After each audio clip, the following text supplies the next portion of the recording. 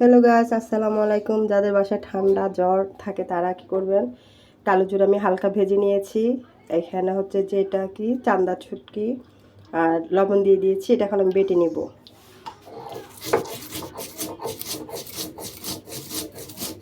এটা খেলে কি হয়, ঠান্ডাটা কেটে যায়, মুখে রুচি আসে। এই জন্য আমি শুটকির সাথে এটা দিছি, আরও আইটেম দিব। এটা আগে বেটে নিই।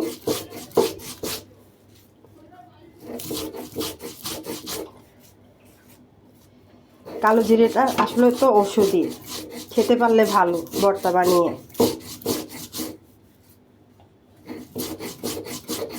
এখন দিয়ে দিব আলুগুলো, আমি ভেজে নিয়েছিলাম, এগুলো এখন দিয়ে দিচ্ছি।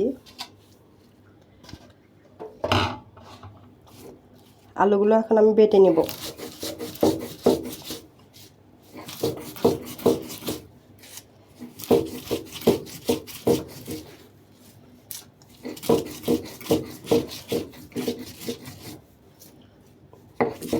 আসলে আমার গায়ের জ্বর, আমার খেতে ইচ্ছা করতেছে।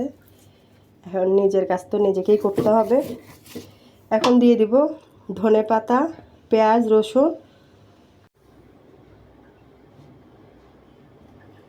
আমার ভর্তাটা বাটা হয়ে গিয়েছে, এখন আমি নিয়ে নিচ্ছি। আর আপনারা যারা সরিষার তেল খাবেন মিক্স করবেন, আর যারা খান না ওটার সাথে তেল মিক্স করার প্রয়োজন নাই। তা আমি এখন এটার সাথে তেলটা মিক্স করে নিব, কারণ আমার ঠান্ডা লাগছে তো, এটা একটু দিলে ভালো লাগবে।